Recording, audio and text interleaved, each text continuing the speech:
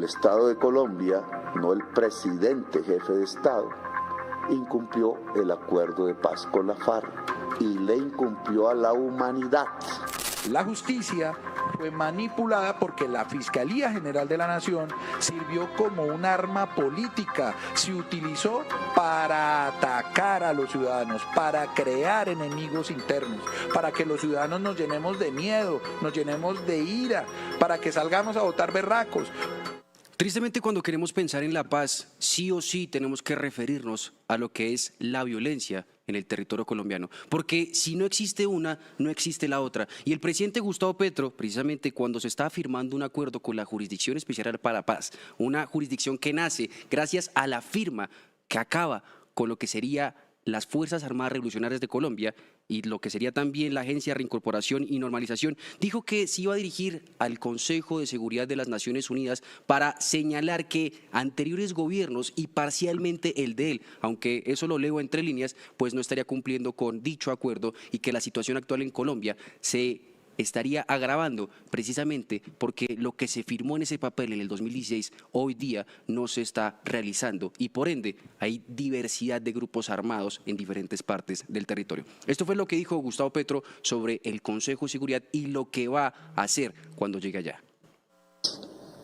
Solo que yo iré al Consejo de Seguridad de Naciones Unidas como jefe de Estado y plantearé la verdad. Que el Estado de Colombia, no el presidente jefe de Estado, incumplió el acuerdo de paz con la FARC y le incumplió a la humanidad el compromiso que había hecho en el año 2016. Ya podrán investigar ustedes qué sucede cuando eso pase. Esto fue el 22 de abril, o sea, el día de ayer, y en esa misma fecha Laura Sarabia, la canciller de Colombia, la ministra de Relaciones Exteriores, se encontraba nada más y nada menos en lo que sería el Consejo de Seguridad de las Naciones Unidas, nada más y nada menos en la ciudad de Nueva York. Allá empezó a hablar con citas literarias, un poco románticas, sobre toda la situación de lo que estaba pasando en el territorio de Colombia y también habló sobre 12 puntos de los avances que ha realizado el gobierno de Gustavo Petro sobre estos 3 años. Tenemos construcción institucional, diagnóstico y priorización de planes de desarrollo territorial, financiación territorial, el tema de las compras de hectáreas, también la redirección que se estaba haciendo de 3.000 millones de dólares para proyectos productivos, también la adjudicación de tierras y un montonón de cosas más que sí han beneficiado al territorio colombiano, pero que otros personajes que se encontraban allí mismo en ese Consejo de Seguridad de las Naciones Unidas no piensan igual. Sin embargo, Julián Lampreda también tiene información de lo que pensó Gustavo Petro, de lo que hizo Laura Sarabia en la ONU. Sí, pues Petro sorpresivamente lanzó una crítica a lo dicho por Laura Sarabia en este Consejo de Seguridad de la ONU y por supuesto dijo que tenía que haber un cambio de discurso referente a lo dicho por la hoy canciller de Colombia. Me escribió ayer la canciller con su discurso, le dije que lo cambiaron tanto, porque nosotros no vamos a contar cuentos en el Consejo de Seguridad de Naciones Unidas. Hay un gran avance en el proceso de paz firmado en el 2016 y eso lo estará diciendo, ya lo dijo la canciller ante el Consejo, pero hay unos grandes agujeros oscuros que no nos permiten decir que el Estado de Colombia está cumpliendo con el acuerdo de paz firmado en el año 2016 y por tanto le está incumpliendo la humanidad con la declaración unilateral de Estado. Presidente Petro, lo del tema del discurso de la canciller es culpa suya en el sentido de enviar a una mujer que no tiene experiencia, pero eso es otro tema. Continuamos con los personajes que estaban integrando este Consejo de Seguridad de las Naciones Unidas de Colombia y vamos con el señor Carlos Ruiz Massieu, que habló diferentes puntos y también diferentes preocupaciones. Mencionó que Colombia, aunque es diferente, gracias a lo que ha hecho el gobierno de Gustavo Petro, si se mira para atrás, pues las cosas sí han variado, pero pues tienen ciertas irregularidades en lo que sería esa línea recta o desdibujada, lo que sería también el tema de la paz. Mencionó que le preocupa la falta de seguridad a los excombatientes, ya que cuando él publicó también una información de la situación actual de Colombia, y en la implementación del acuerdo de paz, pues habían asesinado a 4 excombatientes de esta exguerrilla de las FARC y en este año ya sumarían 23 asesinados. Y estamos hablando del jefe de la misión de verificación de la ONU en Colombia, ¿no? Exactamente, sí, señor, con el señor Ruiz Massieu. También habló que algo bastante fuerte de lo que sería el gobierno de Gustavo Petro es que ellos han sacado pechos con el tema de la restitución de cultivos. Sin embargo, él dijo que hay una falta de seguimiento del Estado colombiano, por lo cual los campesinos que toman la decisión de cortar la mata de coca, sembrar plátano, sembrar otro tipo de productos, pues no estarían siendo acompañados por lo que sería el gobierno colombiano, y pues eso dejaría muy al lado lo que sería todo este tema de la restitución de cultivos por iniciativa propia. También mencionó que la Jurisdicción para la Paz, la Jurisdicción Especial para la Paz, la JEP, ha hecho avances históricos con el tema de las víctimas y los victimarios, poniéndolos frente a frente para que dialoguen y también se confronten sobre lo que es la verdad, la no repetición y pues el eslogan que tiene básicamente lo que sería esta jurisdicción especial.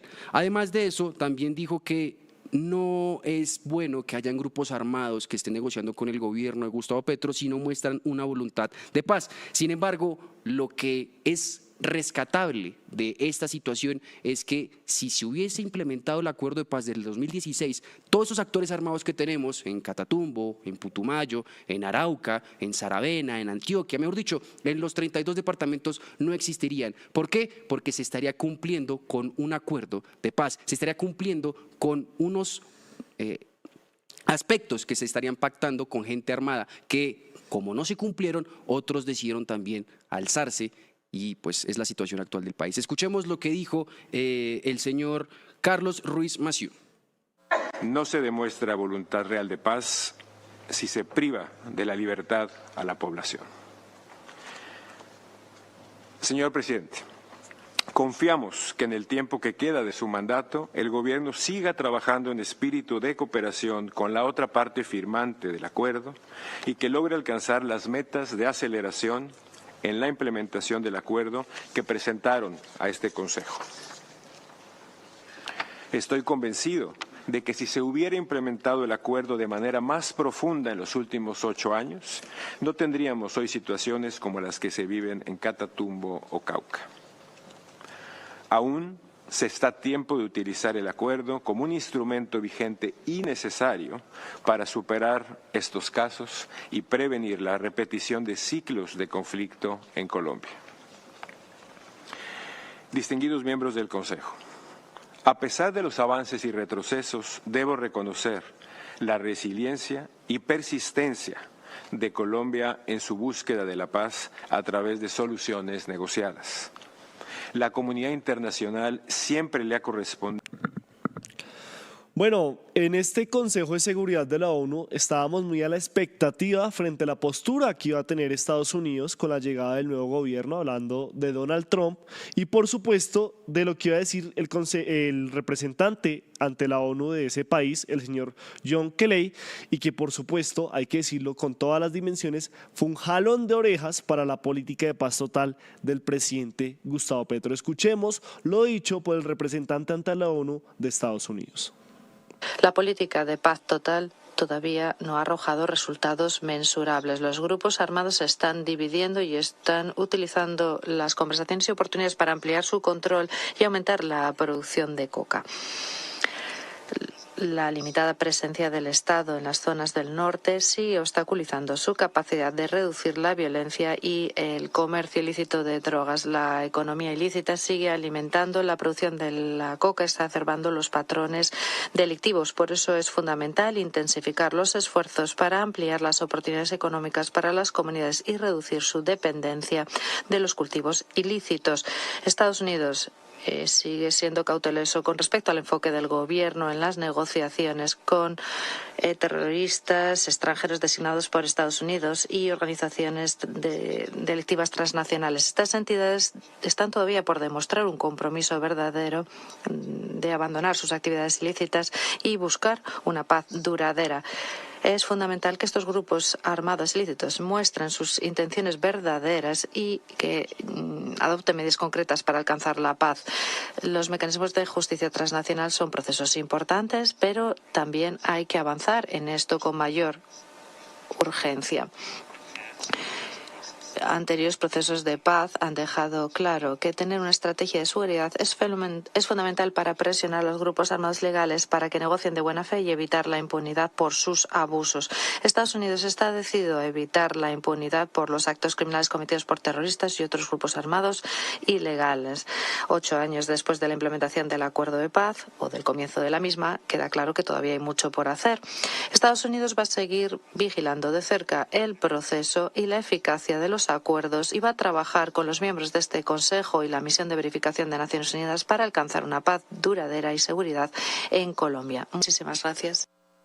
En estos momentos es bueno recordar y volvernos al pasado. Exactamente hace 1 año y 21 días, cuando la experta internacional encargada para detectar y verificar los obstáculos en la implementación del acuerdo de paz, la chilena Antonia Urrejola, pues salió a explicar precisamente qué es lo que estaba sucediendo aquí en Colombia con esa firma, con las extintas FARC.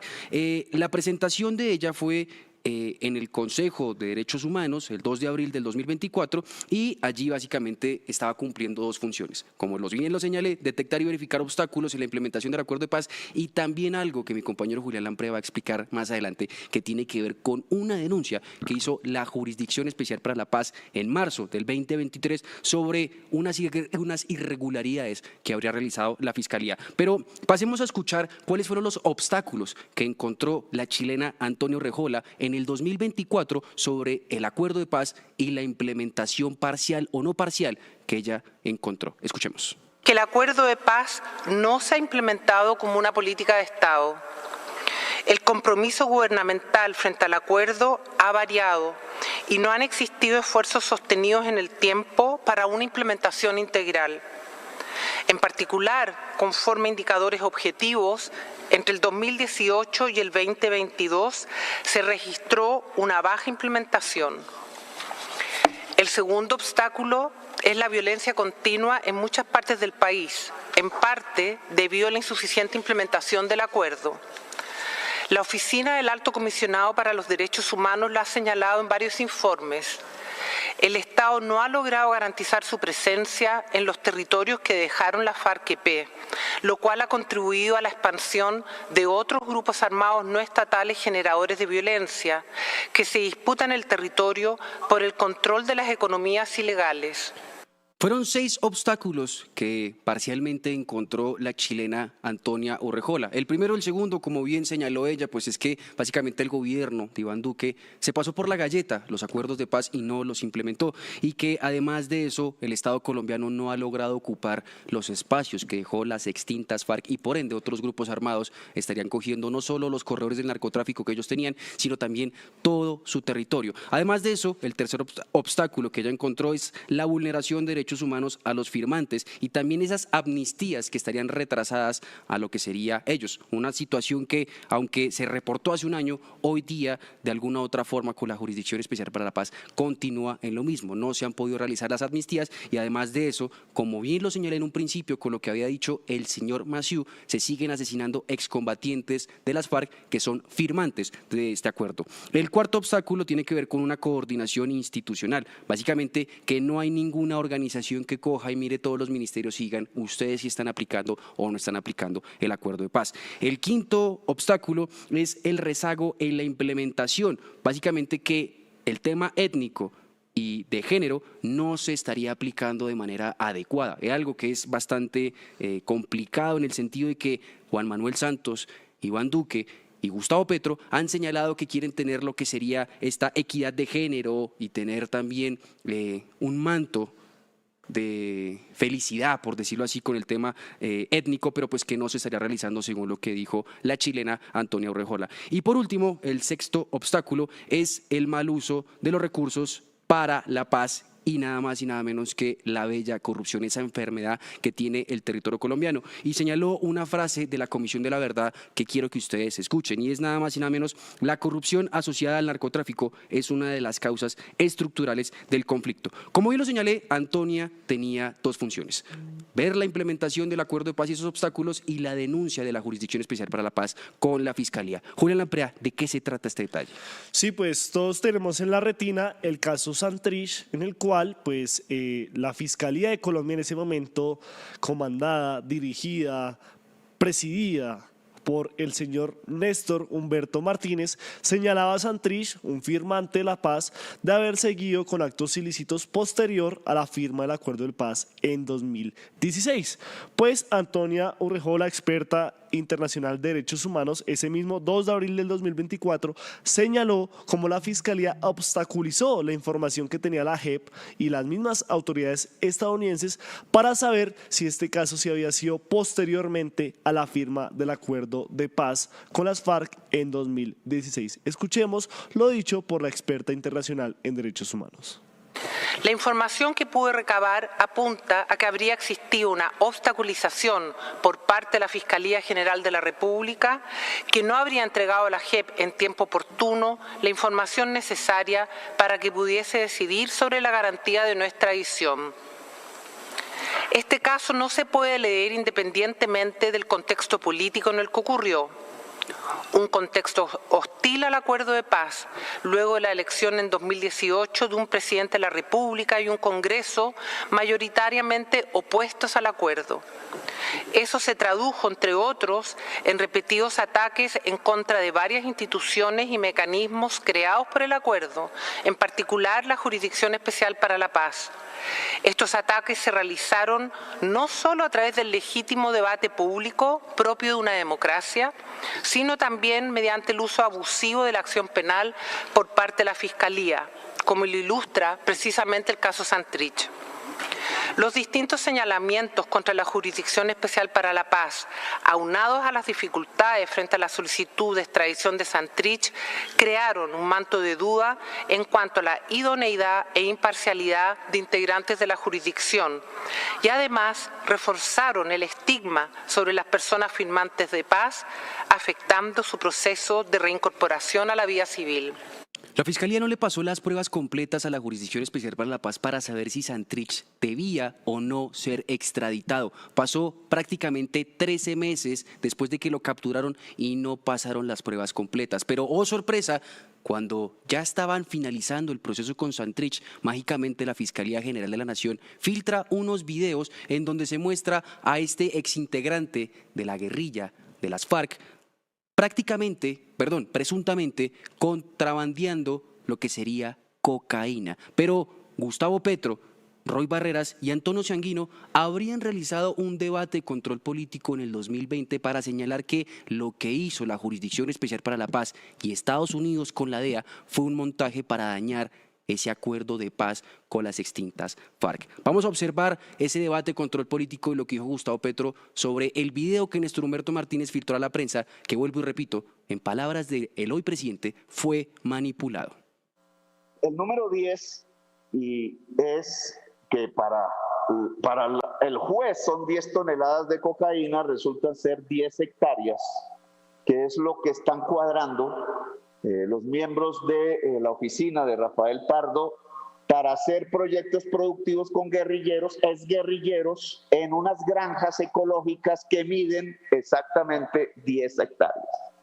Entonces, mientras ponen a hablar a Santrich y a Iván Márquez de esos proyectos productivos de 10 hectáreas, entonces manipulan el video y ahora lo van a ver para que aparezca ante el juez y ante la opinión pública que están hablando de 10 toneladas de cocaína.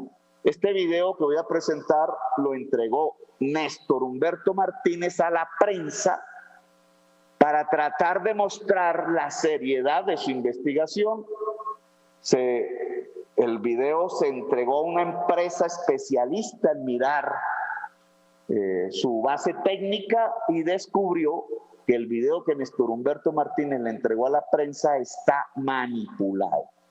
Aclaro, fue la Fiscalía General de la Nación de Néstor Humberto Martínez, la justicia estadounidense y la DEA, el Departamento de Estupefacientes de dicho país, fue el que habría realizado, según Gustavo Petro, Roy Barreras y Antonio Sanguino, un montaje para dañar lo que sería el proceso de paz. Y oh sorpresa, después de que se filtra este video y llega a la prensa, Néstor Humberto Martínez sale de su cargo llamando al pueblo colombiano a que se movilice porque no creía que la Jurisdicción Especial para la Paz no haya querido extraditar al narcotraficante ya muerto Jesús Santrich. Es que lo dijo la misma Antonia Urrejola en una intervención que veíamos anteriormente, y es que el Congreso de la época, el presidente de la época y la fiscalía de la época estaban totalmente empecinados en ponerle una tranca total al proceso de paz de las FARC con el gobierno de Colombia firmado en 2016. Y en ese panorama, pues con ese antecedente y lo que teníamos de paz total y todo lo que se está viendo en Colombia en 2024,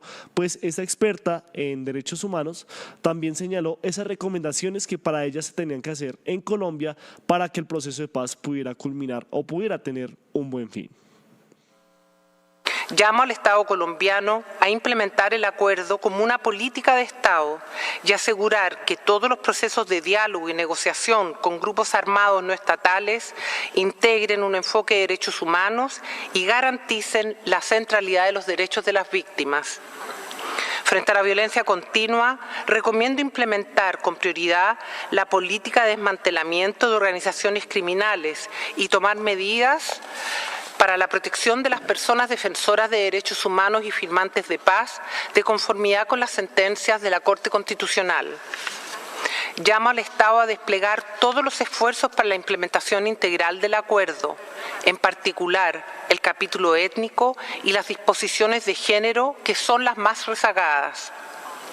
Hago un llamado a redoblar esfuerzos para implementar las recomendaciones de la Comisión de la Verdad y difundirlas en la sociedad, y a respetar y resguardar la independencia y autonomía de la Jurisdicción Especial para la Paz.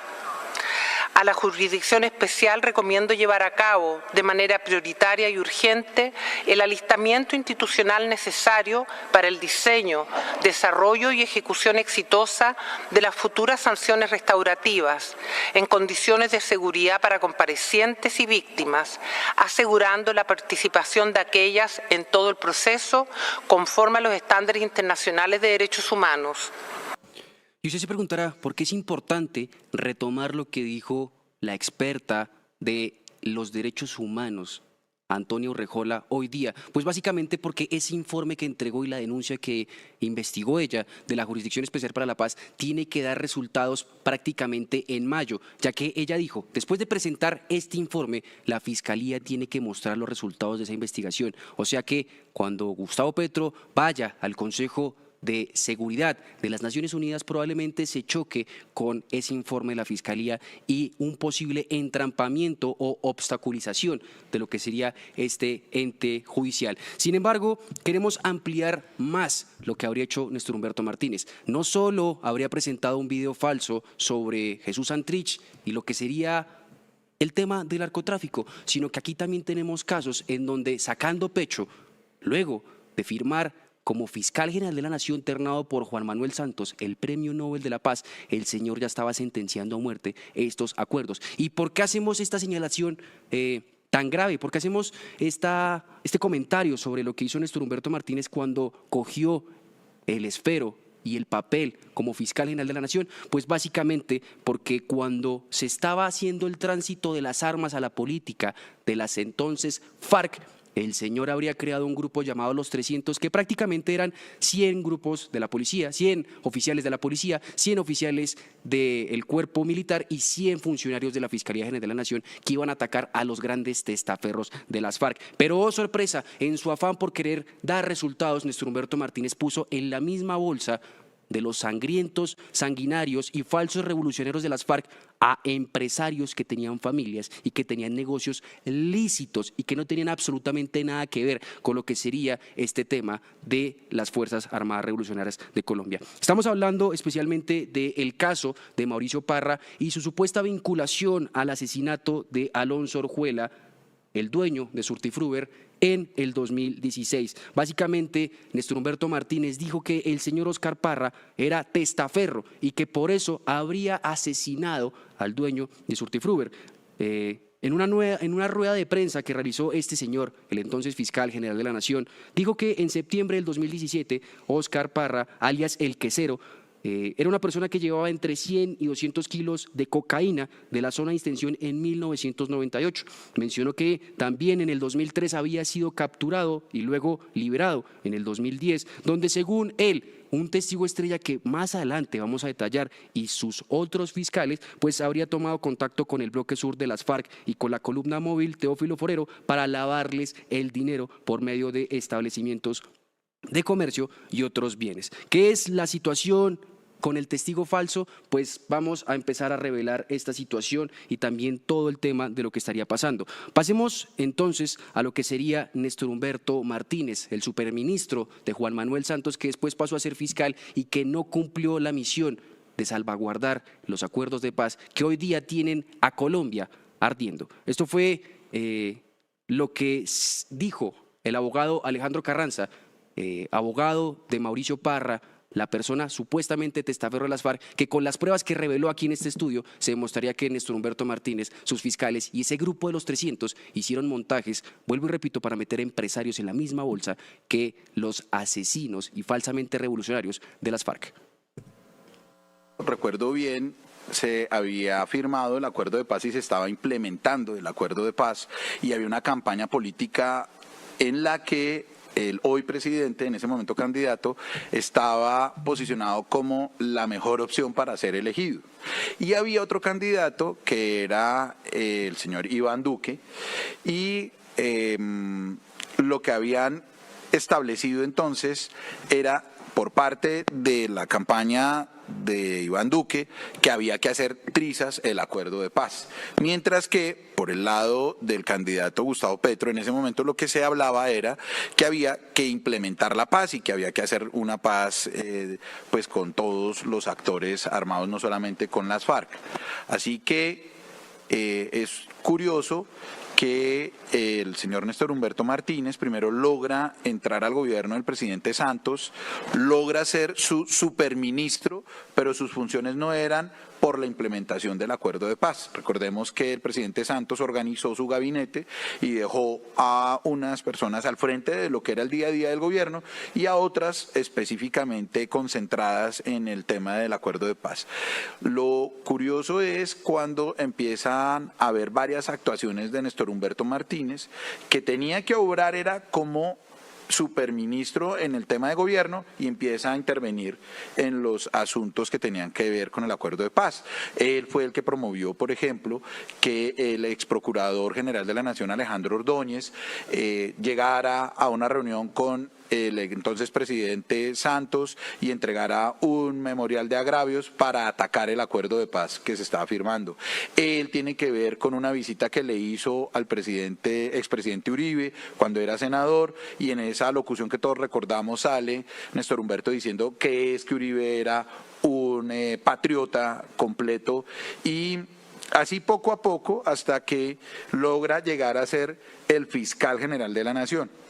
Qué curioso que la labor de ese fiscal general de la Nación elegido dentro del gobierno Santos era un fiscal para la paz, era un fiscal que tenía que ir con base en el desarrollo de sus actividades con base en una política criminal que no era otra que hacer una paz. Se había firmado un acuerdo, no podía con base en ese acuerdo atacarse judicial ni militarmente a la extinta guerrilla de las FARC con la que se estaba haciendo ese acuerdo de paz. Y entonces, oh sorpresa, cuando sale el señor Néstor Humberto a decir que encontró el primer gran testaferro de las FARC y que ese gran testaferro de las FARC supuestamente había sido el responsable del homicidio del señor Orjuela y que había sido el responsable del homicidio de un abogado en Pitalito y que además era un señor que lavaba activos para la guerrilla y que por eso habían iniciado una extinción de dominio. Es decir, 4 procesos de una sola tacada, como dirían en el billar. Esos 4 procesos se dieron gracias al testigo falso, manipulador y abusador, el señor Fernando Bamón Céspedes, una persona que dice ser guerrillera, pero que en todos los procesos y todas las investigaciones que tiene nunca se ha logrado demostrar que portó un uniforme y un fusil para el conflicto armado. Ha sido una persona señalada de simulación de cargo y estafa, de acceso carnal violento por hurto calificado y agravado, de estar preso en los años 99, 2006, 2008 y 2009, también por delitos ajenos a lo que sería el conflicto armado. ¿Y cómo es que llega Fernando Bahamonde Céspedes a ser testigo clave de Néstor Humberto Martínez sabiendo que no es guerrillero? Pues básicamente porque una fiscal, la señora Eliana Urbano, fue quien lo trajo a esta investigación. ¿Y por qué es importante Eliana Urbano? Pues porque ella hace parte de un grupo de reacción inmediata de levantamiento de cuerpos. O sea, esta fue la mujer que fue y llegó a ver al cuerpo del señor dueño de Surtifruber y que, según lo que dijo Alejandro Carranza, habría hurtado 10 millones de pesos. O sea, esta mujer movió un cuerpo de una persona asesinada. No sabemos todavía por quién, pero manipuló las pruebas y después mágicamente terminó siendo la investigadora principal de este caso, donde mágicamente coge a Fernando Bahamonde Céspedes, una persona que, como vuelvo y repito, no era guerrillera, para meterla dentro de este proceso. Alejandro Carranza hace un análisis detallado de este falso testigo y cómo fue que llegó a el caso Surtifruber. Nada tenía que hacer el señor Fernando Bahamonde Céspedes en esta investigación. No podía, no conocía al señor Orjuela, no conocía al señor Parra, no estaba en el lugar de los hechos, no tenía nada que ver con el negocio de los supermercados, no tenía nada que ver con la agricultura, porque Fernando Bahamonde Céspedes, como les contaba, estuvo preso del 90 al 2013. Es decir, que ni siquiera le constaba el crecimiento económico del señor Orjuela, cómo fue que hizo sus supermercados, tampoco conocía al señor Parra ni qué fue lo que él hizo en su vida. Pero era un testigo ajustado y entonces ahí sale en escena que lo vinculan a la fiscalía como fuente no formal, como Egipto 1, Egipto 2, y él empieza a rendir informes para otro fiscal muy reprochado públicamente que se llama Nicolás Sotomonte. A él lo nombraron coordinador de búsqueda de bienes FARC dentro del acuerdo de paz. ¿Quién lo nombra? Néstor Humberto Martínez, a través de toda la jerarquía que la Fiscalía desarrolló para atacar supuestamente las finanzas criminales en el posconflicto. Y así fue que expidieron una resolución en la que dijeron que iban a conformar un grupo de 100 policías, de 100 miembros del ejército y de 100 miembros del CTI, y que esos miembros de las fuerzas de seguridad iban a buscar en los computadores, en las USBs y en todas las bases de datos información sobre quiénes tenían los bienes de la economía de guerra, y que eso lo hacían ahí en el posconflicto. Así dice la resolución. Oh, sorpresa, a mí me contestó la policía, la Dirección Nacional de Policía: nunca hicimos parte de ese grupo. Me contestó el Comando General de las Fuerzas Militares: no hay un solo militar que haya hecho parte de ese grupo. Sin embargo, ustedes pueden escuchar en los interrogatorios y en las audiencias que la señora Eliana Urbano aseguró que inteligencia militar le había llevado a Bahamonde Céspedes, que ella ahí sí no tuvo esa actividad prolija y no estudió quién era el delincuente que había metido como testigo estrella para poder servir ese plato, que luego Néstor Humberto en prensa nacional muestra diciendo que ha encontrado, siendo el fiscal de la paz, las finanzas ocultas de las FARC. Mientras que eso pasaba, sobrevolaban a varios de los firmantes del acuerdo de paz. Mientras eso pasaba, él hacía otros casos iguales, pero no iba y denunciaba en la JEP, que era la autoridad competente, para decirle: los están traicionando. No los vinculó a los procesos penales tampoco. No compulsó copias para que se investigara esa supuesta traición. Sencillamente era un ataque mediático, era un ataque que utilizaba en cada debate al que iba para poder oponerse a la implementación de los acuerdos de paz en fast track. Era claramente una estructura organizada en la que se instrumentalizó la Fiscalía General de la Nación, y Eliana Urbano es nada más y nada menos que un vehículo que ayudó a materializar ese daño a los derechos humanos del señor Mauricio Parra y de todas las personas involucradas en este asunto, inclusive las víctimas. Pues según el abogado Alejandro Carranza, el caso Surtifruber no sería el único caso que se usó para de alguna manera alimentar ese relato del entrampamiento a la paz. Él habla también de otros casos donde se decía que habían testaferros de este grupo guerrillero y que por supuesto fueron usados para de alguna manera mentirle a la opinión pública y generar esa sensación de zozobra con el acuerdo firmado en 2016. Escuchemos los otros casos que ha documentado el abogado Alejandro Carranza.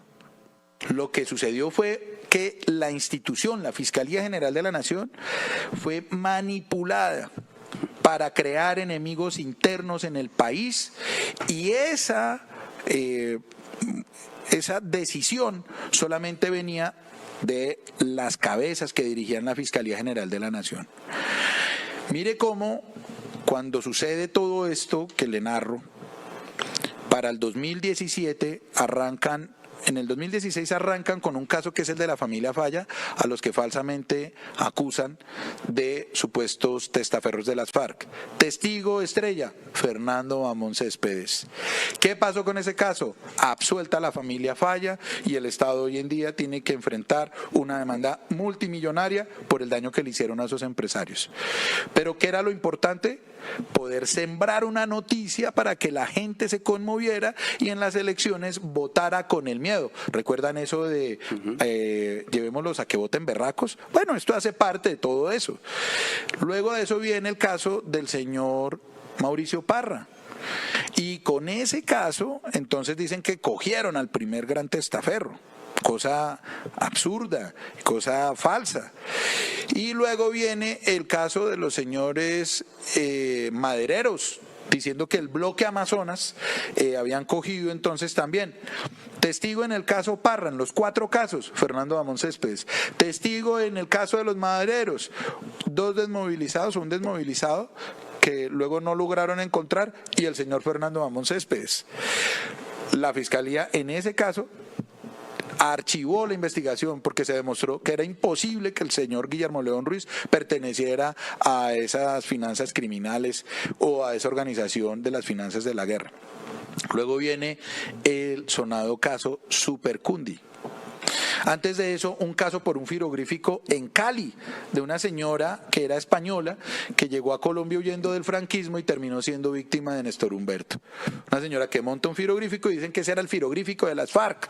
Testigos, el mismo testigo, los mismos testigos que utilizaron para estos otros casos, los utilizan allá. La sentencia acaba de salir, absuelta a la familia. No era cierto que fueran miembros de las FARC, no era congruente los testimonios, no era nada lo que se había montado. Y con el caso ya Supercundi, que es el de la familia Mora Urrea, entonces, ¿qué se logra en febrero del 2018? Que ese candidato que era Gustavo Petro Urrego baje y suba uno que ninguno conocía, que se llamaba Iván Duque. Ese sube. Y finalmente, ¿con qué sube? Con que había que hacer Trizas La Paz. Y es claro que el hecho de que el fiscal general de la Nación saliera a los medios de comunicación a decir que es que cogimos este testaferro, a asegurarlo, a mencionar cada noticia, cada ataque que hacían, pues lo que hizo fue generar en el conglomerado una idea de que las FARC efectivamente había traicionado el acuerdo de paz. Pero nada más falso con eso. Yo no defiendo ni a las FARC ni defiendo al señor Néstor Humberto Martínez. Mi trabajo es encontrar la verdad y la justicia. Y aquí, desafortunadamente, la justicia fue manipulada porque la Fiscalía General de la Nación sirvió como un arma política. Se utilizó para atacar a los ciudadanos, para crear enemigos internos, para que los ciudadanos nos llenemos de miedo, nos llenemos de ira, para que salgamos a votar berracos, para que salgamos a criticar sin evidencia, sin pruebas, y después de que las familias, las personas, sus dignidades son mediatizadas, sirven para generar esos capítulos de guerra interna y de guerra jurídica, son tiradas sencillamente a ese eterno fracaso de la justicia en el que por años nos toca enfrentarnos a las dilaciones, a que no encuentren las pruebas, a que cambien el fiscal, a que los jueces tengan demasiado trabajo y no puedan fallar rápido, que es lo que ha venido pasando. Todo esto lo pusimos en conocimiento de la ONU y de la Comisión Interamericana de Derechos Humanos. En pocas palabras, Juan Manuel Santos puso a Néstor Humberto Martínez, que hizo entrampamiento a la paz con Jesús Santrich y todos estos casos que ustedes acaban de ver de los grandes testaferros de las FARC. Iván Duque no hizo absolutamente nada por la implementación del acuerdo de paz y Gustavo Petro, según Estados Unidos, está tambaleando con su paz total. Ayúdanos a seguir con nuestra labor periodística a través de nuestro NEC y DaviPlata 310-779-3518. Se está evaluando es que más adelante sí sea para todos. Lo que necesita el país. Pedí que me sacaran de allá. Un agradecimiento a todos por su sintonía aquí en el tercer canal. Métase en la mente de un delincuente, de un ladrón. A una nueva entrega de periodismo sin corrección. Pasión todo locura y estamos muy contentos. De las calles del sur. Digo, la señora, ¿me da un expreso, por favor?